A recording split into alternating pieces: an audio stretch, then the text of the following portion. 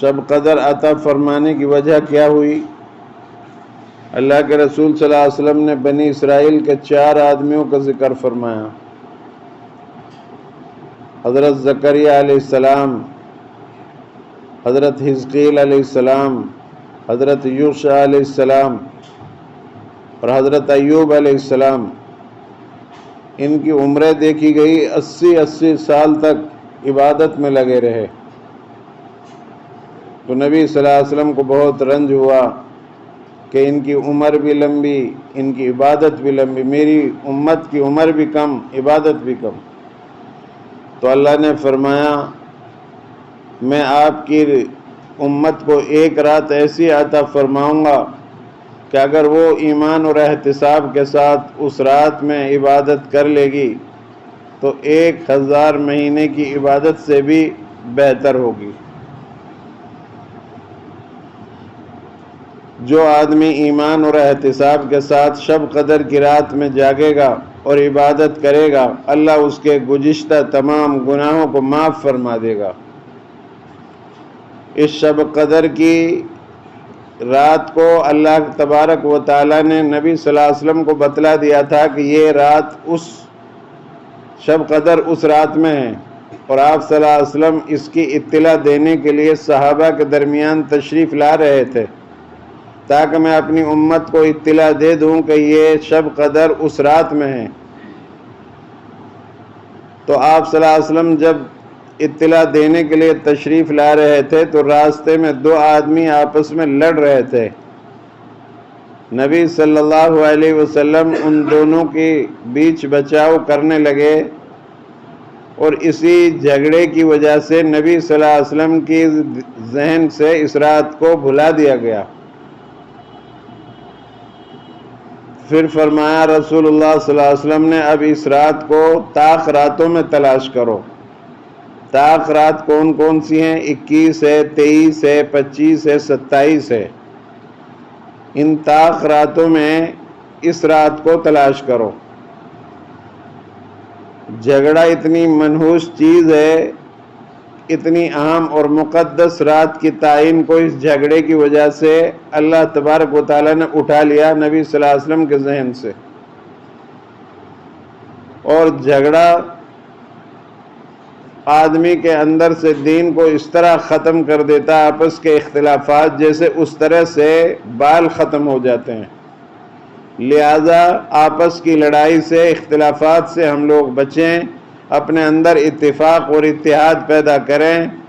اگر ہم آپس میں اختلاف رکھتے ہیں، ایک آدمی بھی مجمع میں ایسا ہے جو آپس میں 2 آدمی لڑنے والے، ان 2 کی وجہ سے پورے مجمع کی دعا کو اللہ رد فرما دے گا، دعا قبول نہیں فرمائے گا۔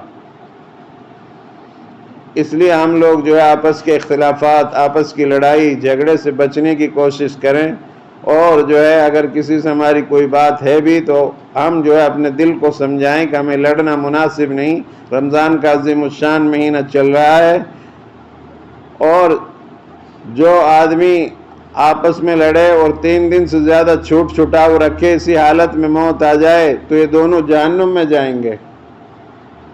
اس لیے آپس کے اختلافات کو ختم کریں، آپس میں اتفاق اور اتحاد پیدا کریں۔ جو آدمی پہلے سلام کرے گا، اللہ تبارک و تعالیٰ کی نگاہ میں اس کی عزت بڑھ گئی، وہ کامیاب ہو گیا، وہ جیت گیا۔ اس رات کی 3 خصوصیات بیان کی ہیں۔ ایک تو یہ رات جو ہے 1000 مہینے سے بھی بہتر ہے، دوسرا یہ اس رات میں قرآن مجید کا نزول ہوا، تیسرا فرشتے اس رات میں آتے ہیں، جیسے حضرت جبرائیل علیہ السلام جو سال میں کبھی نہیں آتے لیکن اس رات میں، شب قدر کی رات میں تشریف لاتے ہیں زمین پر فرشتوں کے ساتھ، اور فرشتوں کو حکم دے دیتے ہیں کہ زمین بھر میں پھیل جاؤ، جہاں بھی محمد صلی اللہ علیہ وسلم کے امت کے افراد ذکر کر رہے ہوں یا جو ہے نماز پڑھ رہے ہوں، نفل پڑھ رہے ہوں، قرآن پڑھ رہے ہوں، ان کی دعائیں مانگ رہے ہوں، ان کی دعاؤں پر آمین کو ان سے مصافحہ کرو۔ پوری رات فرشتے زمین پر پھیلے رہتے ہیں۔ صبح ہوتی ہے، صبح صادق ہوتی ہے، اذان ہوتی ہے تو فرشتے آواز دیتے ہیں کہ اب واپس چلو۔ فرشتے پوچھتے ہیں جبرائیل علیہ السلام یہ بتاؤ اللہ تعالیٰ نے محمد صلی اللہ علیہ وسلم کی امت کے روزے داروں کے بارے میں کیا معاملہ فرمایا؟ فرمایا اللہ تبارک و تعالیٰ نے سب کو معاف کر دیا، لیکن 3 آدمی ایسے ہیں جن کی معافی ابھی بھی نہیں ہوئی ہے۔ تو میرے بھائیوں، کچھ لوگ ایسے ہیں جن کی معافی شب قدر میں بھی نہیں ہوتی۔ اس لیے جو ہے ہم اپنے آپس کے اختلافات کو ختم کریں، اتحاد پیدا کریں، لڑائی جھگڑوں سے بچیں۔